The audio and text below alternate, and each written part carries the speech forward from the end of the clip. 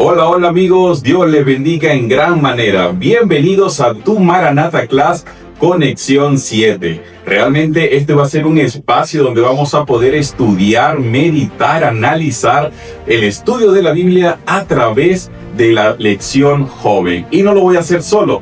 Por supuesto, en esta ocasión nos acompaña un gran amigo, Martín Mendoza. Martín es director asociado, ¿no? Allí de general para todo el territorio de la Asociación Peruana Central Este. Qué alegría, amigo, poder tenerte con nosotros. Bienvenido, ¿cómo te sientes? Muchas gracias, Nick. Queridos amigos, esta es una oportunidad y un momento muy especial poder compartir contigo y también con nuestros amigos que nos están viendo la palabra de Dios y también el estudio de la lección en este Maranatha Class. Y te cuento que para este trimestre tenemos la lección joven que vamos a estudiar acerca del libro de Josué. Realmente una historia fascinante, extraordinaria, que lo vamos a reforzar allí con el estudio de la Biblia. Y precisamente por ello vamos a tener un texto base, Martín, ¿sí? Que se encuentra, vamos a estudiar durante toda esta semana en el libro de Génesis capítulo 15. Donde nos dice el versículo 1, después de estas cosas vino la palabra de Jehová a Abraham en visión diciendo, no temas, Abraham, yo soy tu escudo y tu recompensa será muy grande. Quiero decirte que realmente para esta semana vamos a tener muchas enseñanzas y parte de ello que se encuentra en el libro de Josué, tenemos que estudiar el contexto que se encuentra aquí en Génesis 15 con la vida de Abraham. ¿Por qué es importante estudiar toda la vida de Abraham, cómo Dios le llamó, lo que tuvo que padecer y luego cómo esto introduce a la lección de Josué, a la vida de Josué y la experiencia de Josué? Bueno, vamos a descubrirlo, ¿no, Martín? Así es, amigo, ¿no? La parte que va poniendo como base para el estudio del libro de Josué justamente es la experiencia y la vida y el llamado que Dios hizo en este personaje que es considerado el padre de la fe, Abraham. Entonces, ¿qué promesas hizo Dios a Abraham, Martín? ¿Y con qué propósito, no lo sacó de allí de su tierra? Miren, ya en la Biblia se registra a partir del capítulo 12 y ahora que es el estudio base para esta semana, el capítulo 15, se manifiestan diferentes promesas de Dios para Abraham. En primer lugar, le dijo que iba a ser de él una gran nación, que le iba a dar una descendencia numerosa, que le iba a dar un gran territorio, la tierra de Canaán. Aparte, iba a tener abundancia económica, abundancia familiar, material con los bienes y él obedecía a ese llamado. Pero sobre todo porque él tenía un propósito en especial y era que a raíz de él vendría el Mesías, el descendiente, ese ser que nos iba a salvar de todo el pecado que el mundo pueda cometer. Mira, interesante, ¿no? Porque cuando Dios le hace la promesa a Abraham, le dice básicamente de que su descendencia de él iba a ser una gran nación, que iba a ser incontable como las estrellas. Pero Abraham ya era una persona adulta. Abraham ya tenía su edad, ¿no? Era un hombre, cuando Dios lo sacó de ahí tenía 75 años, Sí, le dice el llamado. 75 años. Pero extraordinario porque era también un hombre que estaba en sus comodidades, de que también no sabía qué hacer ni para dónde iba, ¿no? Allí estaba la promesa de Dios. Entonces, ¿por qué Dios no dio la tierra allí cuando le hace la promesa a Abraham que él iba a ser una gran nación? ¿Por qué simplemente no le dijo, oye, vete acá a esta tierra y le dio una tierra allí para comenzar a procrear y tener su descendencia? Mira, Nick, ya con 75 años creo que uno tiene una vida establecida totalmente, ¿no? Ya 75 años para nuestros tiempos es considerado alguien de la tercera edad, siendo abuelo, estando inscribiendo a los nietos tal vez, haber tenido ya una experiencia laboral y haber cesado, ¿no? Jubilado. Pero Abraham parece que tenía en las manos de Dios ese llamado como para un joven, ¿no? A ser de una gran nación. Y ese llamado involucraba una experiencia muy hermosa para su vida.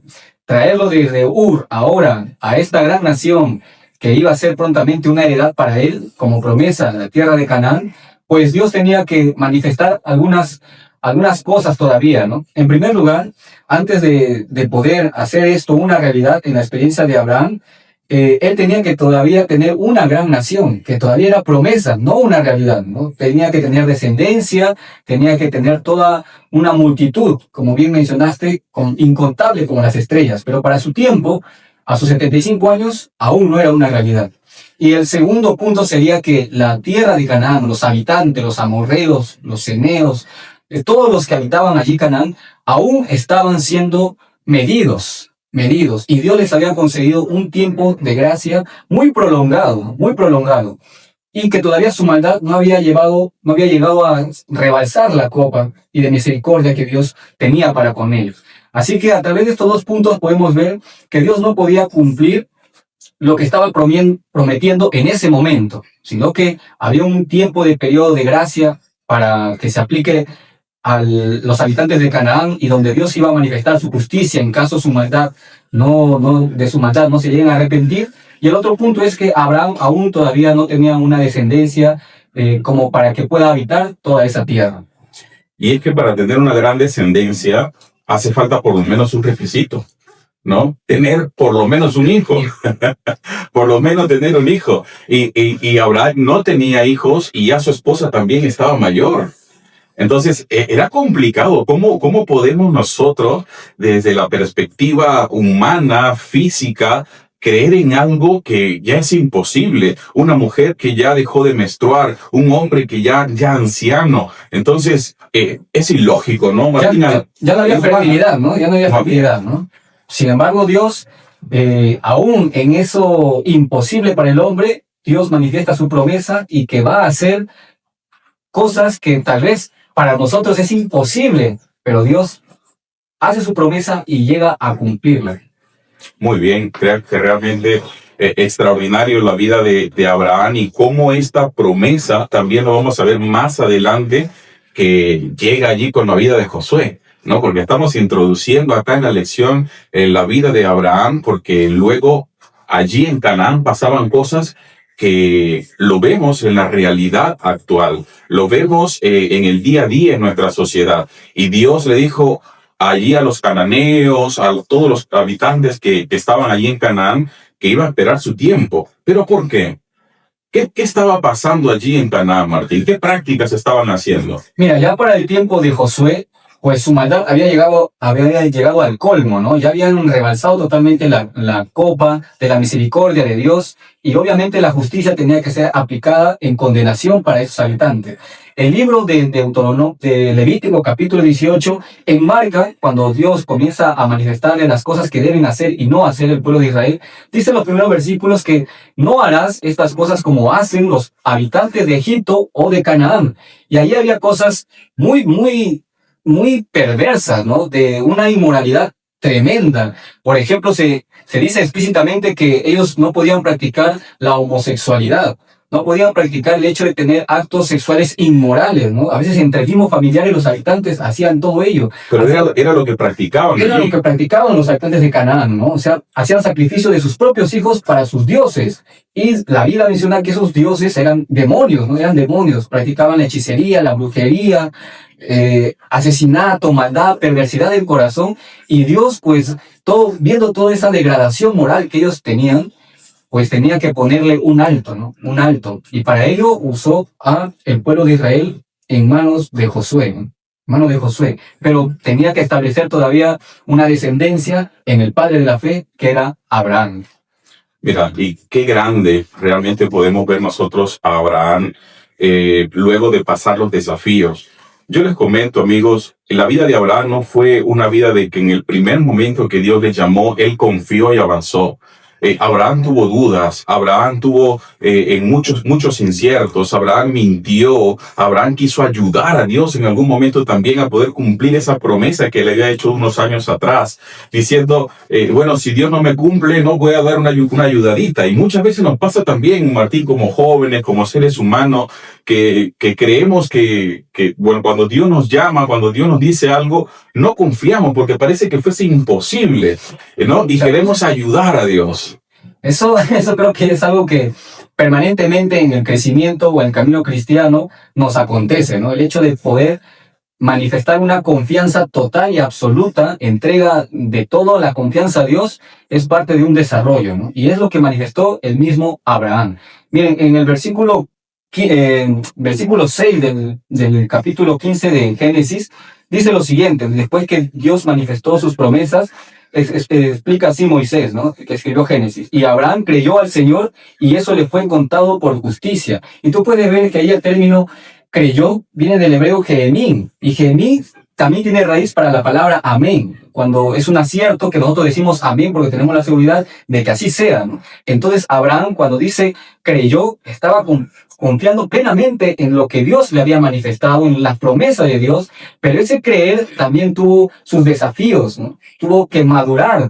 Y eso lo vemos en la misma vida de Abraham cuando hizo algunas cosas que no eran convenientes para un cristiano o para un hijo de Dios.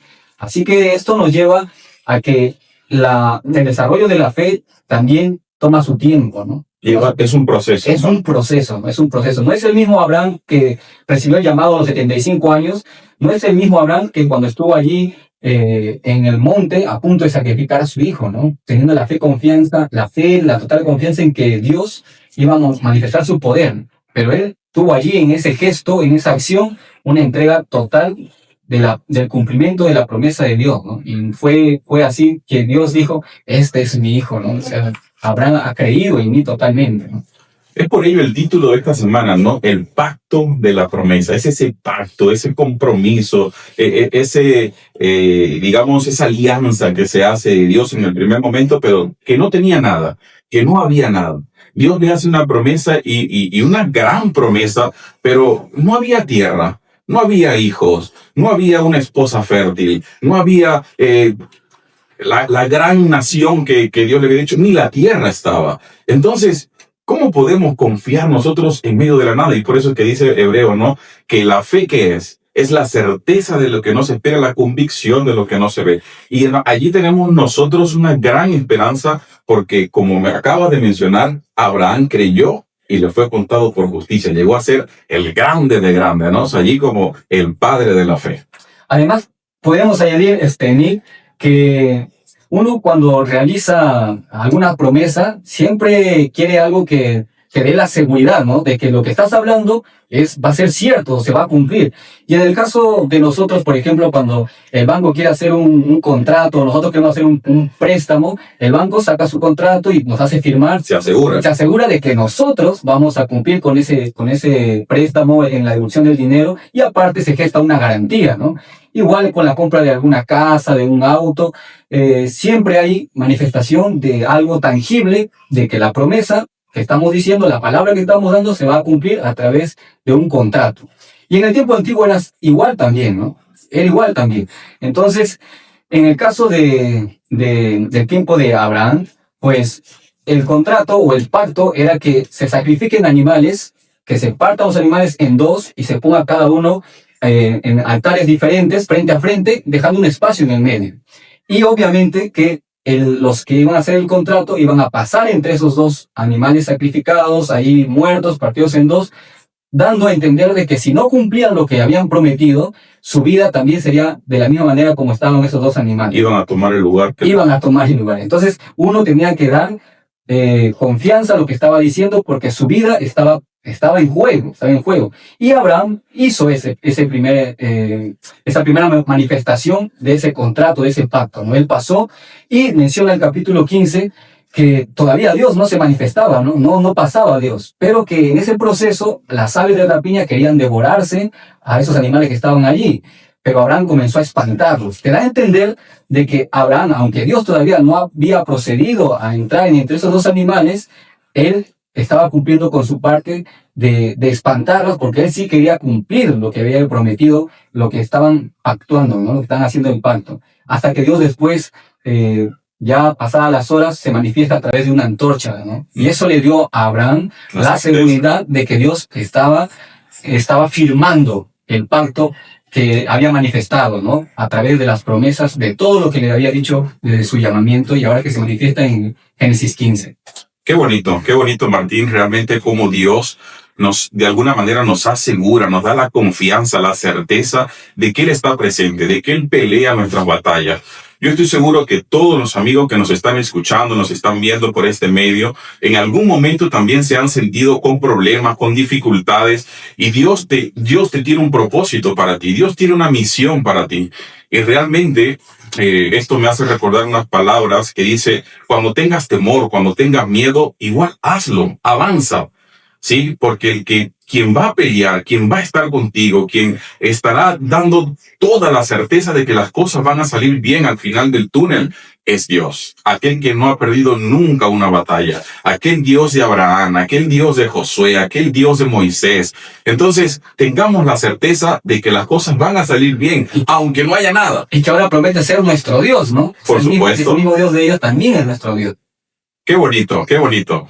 Mira, en este punto, Martín, creo que nos da también Abraham la confianza. En algún momento en tu vida, por ejemplo, te ha pasado, ¿no? De que Dios te ha llamado a alguna misión importante y has sentido también ese temor, ese miedo. Sí, amigo, ¿no? Sí he experimentado eso. En el caso de, por ejemplo, asumir una responsabilidad dentro de la iglesia, como líder de un departamento, ¿no? Wow. A veces es muy desafiante, ¿no? Muy desafiante. Recuerdo cuando la comisión de nombramiento se acercó y me mencionó que querían que asuma el liderazgo del club de líderes, ¿no? Que ahora es Maranatha Academy. Y yo le mencioné que había jóvenes que tenían más experiencia, con más trayectoria, que tenían cualidades mucho más que la que yo pueda tener, ¿no? Y yo me sentía, pues, en ese rato la noticia me chocó, como que lo asumí un poco con temor, ¿no? Pero agradezco las palabras que me dijo ahí nuestra hermana, y fue: el Señor ha visto a todos y te ha llamado a ti. O sea, para mí eso fue como algo que alentó mi corazón y acepté ese llamamiento para asumir esa responsabilidad. Después de asumirla, pues, como que todo ese camino fue una experiencia extraordinaria, ¿no? Cosas o desafíos que vienen sucediéndote te hacen preguntarte que pues tú no necesitas de alguien del que te ha llamado, ¿no? Entonces asumes que tienes que consagrarte más, que tienes que entregarte más a Él, porque Él es el que te ha llamado y Él también te capacita, ¿no? Y también poner el esfuerzo, el ánimo, la perseverancia, pero ese temor fue desapareciendo en el camino, ¿no? En el camino, porque entregué la disposición del corazón, y Dios fue el que iba obrando. Y tú sabes que el versículo dice, el amor echa fuera el temor, ¿no? Entonces esos miedos, aunque estuvieron presentes al comienzo, el amor por Dios y el amor que Dios me manifestaba fueron apagando y disminuyendo, y después fue creciendo la fe, la esperanza y el servicio a Dios a través del llamado que había hecho. Mira, Martín, yo estoy seguro que muchas veces, ya estando en la iglesia, y aquellos amigos que de repente no están activamente en la iglesia, vas a llegar a sentir de que muchas veces no quieres estudiar la Biblia, que tú no quieres estudiar la lección, donde no te apetece orar por las mañanas, donde muchas veces no quieres ir a la iglesia un sábado, no ir a la iglesia, participar con los demás, pero aún así, hazlo. Cuando no tengas ganas de estudiar, estudia. Cuando no tengas ganas de orar, ora, porque allí realmente es donde está la diferencia de aquellos con los valientes. Por eso la Biblia en Apocalipsis menciona que solo los valientes heredarán el reino de los cielos. O sea, que el cielo es para los valientes, para aquellos que han decidido poner a Dios en primer lugar, los que han decidido avanzar a pesar de no tener ganas, a pesar de aceptar un compromiso, una responsabilidad, a pesar de que no tienen el conocimiento suficiente para hacerlo. Porque Dios al que llaman, capacita. Dios estará contigo. Así que hay que avanzar así como Abraham. Tal vez sea el caso, amigo, que después de lo que hemos mencionado, haya jóvenes que en su experiencia de estudio de la Biblia hayan conocido una verdad que la palabra de Dios les presenta, pero que tal vez por cultura, costumbre o alguna tradición familiar es muy diferente, ¿no? Y puede tener el temor de que qué dirán los demás, ¿no? Ahora que si me entrego a Cristo, ahora que conozco una verdad bíblica que es muy diferente a la que yo tenía antes de haber conocido. Y tal vez allí son también esos miedos, esos temores para proceder a un acto de fe, ¿no? En las críticas, el qué dirán, los amigos, mi forma de pensar, todo ello, pero a veces como que está el deseo pero también están las contrapartes, ¿no? Y eso ha tenido que vivirlo Abraham, ¿no? No creo que su familia le haya dicho, sí, anda Abraham, nada más, ¿no? Ha tenido que recibir críticas, estás loco, una palabra que de repente es muy actual para nosotros, ¿no? Y ya todo estable, él tuvo que salir con mucha parentela, que en el camino se fue quedando, algunos fueron muriendo, pero él fue, dice el libro de Hebreos, a un lugar que ni sabía dónde iba, pero tuvo fe al llamado que Dios le hizo, ¿no? Y si Dios te está llamando a tomar una decisión por él, pues hazlo, ¿no? Hazlo, porque es su voz la que está llamando a ti en esta mañana, en esta oportunidad en tu vida. Y es que vamos a recibir ese tipo de comentarios de a veces amigos, ¿no? Que te dicen cuando quieres hacer algo, no lo hagas, no te atrevas, pero ¿por qué estás en la iglesia? ¿Por qué haces esas cosas? O sea, disfruta tu vida, anda a fiesta, vive la vida, que la vida es una sola. En realidad, tengamos allí mucho cuidado de quiénes son nuestros amigos, quiénes son aquellas personas que realmente están influenciando nuestras decisiones. Por como te digo nuevamente, Dios es el Dios de lo imposible. Dios es el que afirma allí las cosas sobre la nada. Y es importante tener esa confianza plenamente. Amigo Martín, creo que estamos llegando a la parte final, la última base de allí, de por qué Josué. Entonces, ahora sí pasamos con Josué, ¿no? Hemos hablado ya un poco de Abraham, pero ¿por qué papel tiene que ver allí Josué en el contexto de Abraham? Mira, ya por el tiempo de Josué iba a ser el cumplimiento de la palabra que Dios había dado como promesa a Abraham.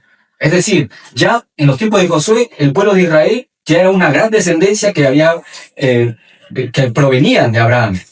Entonces, ya estaba como que todo servido como para hacer una realidad. El pueblo de Canaán ya estaba totalmente con el vaso ya repleto de las cosas inmorales, ¿no? Y iba a manifestarse la justicia de Dios a través de Josué y de todo el pueblo, ¿no? A través de sacar a esos pueblos, a culturas, a esas ciudades de la tierra que Dios había prometido a Abraham. En pocos minutos, el juicio de Dios se iba a hacer realidad o se iba a ejecutar a través de allí de Josué, ¿no? Qué maravilloso. Qué maravilloso. ¿Por qué? Porque Dios sabemos que es un Dios de misericordia, pero también de juicio. Aquel Dios que visita la maldad de los hombres, incluso hasta la tercera y cuarta generación. Tengamos en cuenta de que Dios es amor, de que Dios es paciente, de que es tardo para la ira. Pero no pensemos con eso de que la ira o el juicio de Dios nunca llegará.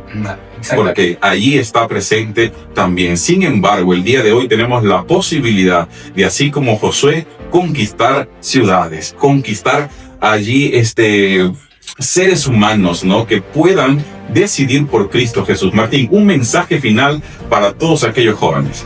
Queridos amigos, la experiencia de Abraham nos muestra que la entrega total, la fe, la confianza en Dios da buenos resultados. Así que si en esta mañana tú tienes alguna duda, algún desafío que afrontar, algún temor, manifiesta una confianza en Dios.